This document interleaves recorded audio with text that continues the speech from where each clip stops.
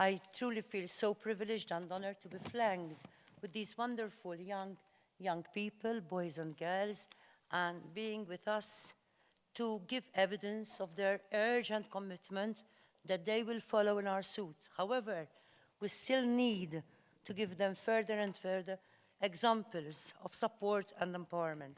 So, as a proud patron of this important campaign, the Girl the Leader campaign, it is our vision that women political leaders shares its mission of empowerment and support to encourage girls and young women all over the world to stand up and be counted.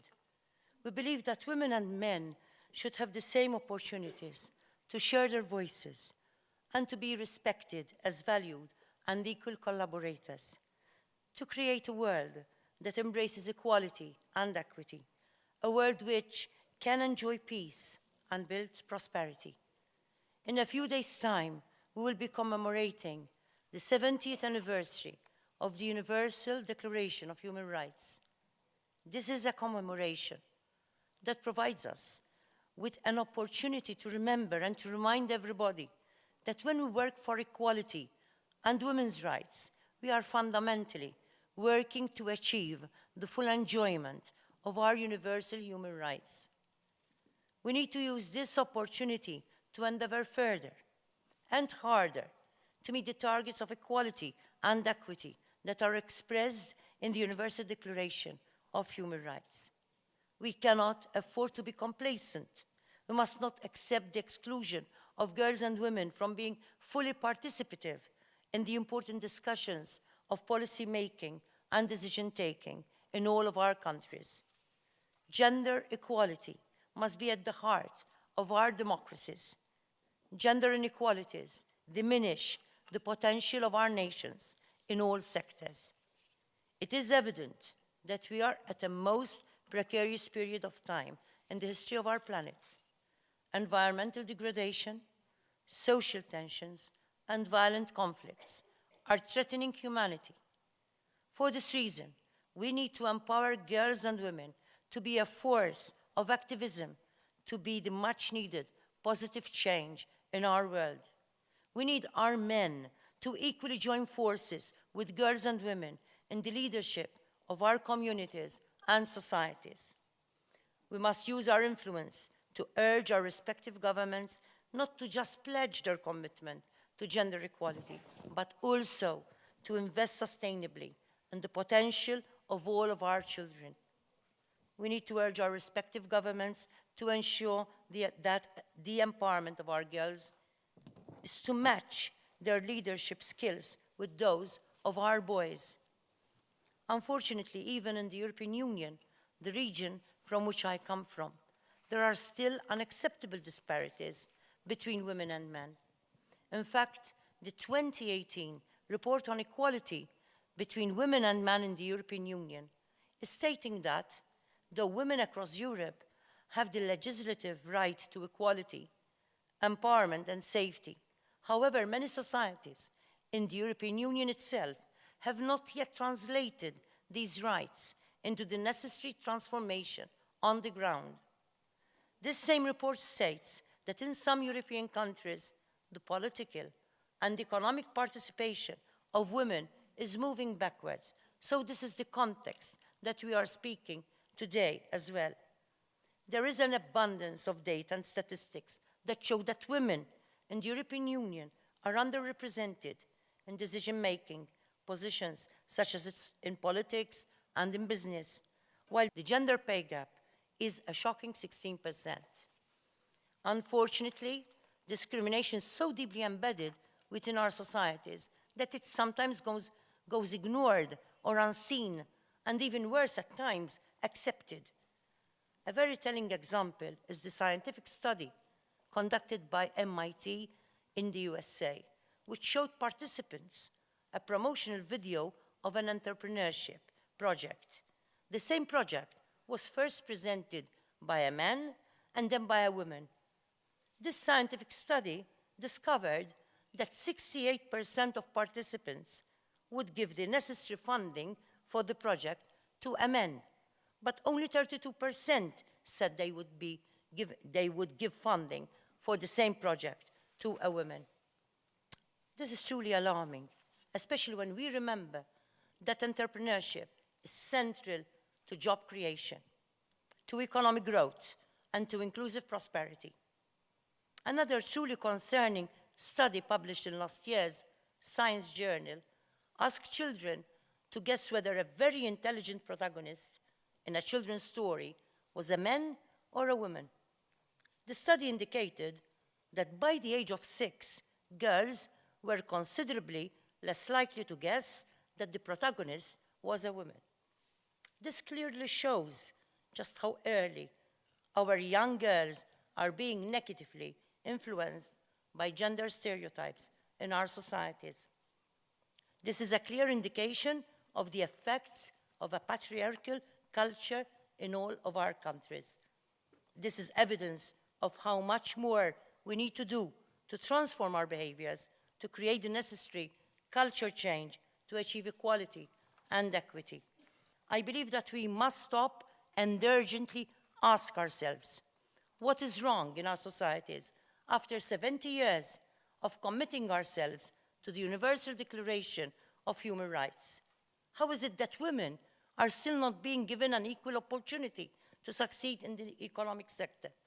How is it that we are failing our girls by not encouraging and creating the rightful environment to be empowered, to have the necessary self-belief and self-confidence in their abilities and potential? And to address these concerns, I believe that we must first of all overcome dangerous gender stereotyping, while also working harder to encourage and support young women to believe in themselves, to take up leadership roles. This is what the Girl to Leader campaign is all about. We need to pull up our socks and work harder to achieve gender equality and equity. We owe this to our daughters, our societies, and our countries. This was the goal that motivated us to conduct a national conversation with hundreds of students in Malta and Gozo. Let me share some of the amazing experiences we had during our commemoration of this year's International Day of the Girl. I was so inspired by the narratives shared by our students, both girls and boys, by their correct assessment of the situation, by their resilience in the face of challenges, and by their determination to make a difference. Let me share with you some of the inspiring words by students themselves during their deliberations. Actually, our society imposes characteristic traits to women. For example, I am a guy, so society expects me to be masculine, it expects me to be strong, and it expects me to be emotionally strong as well. But if I am a girl, society expects me to be a bit more submissive, it expects me to look up to men, and all that. It is this situation which leads to such discrimination. Also, another thing I would like to mention is the situation that our society, unfortunately looks at feminism and women empowerment as sort of a campaign of man hatred, which is unfortunately not the case. Not unfortunately, actually. So this leads to people being scared of change and people creating this sort of divide between the two genders. Okay, so now we'll be seeing a clip from Anne-Marie, another student.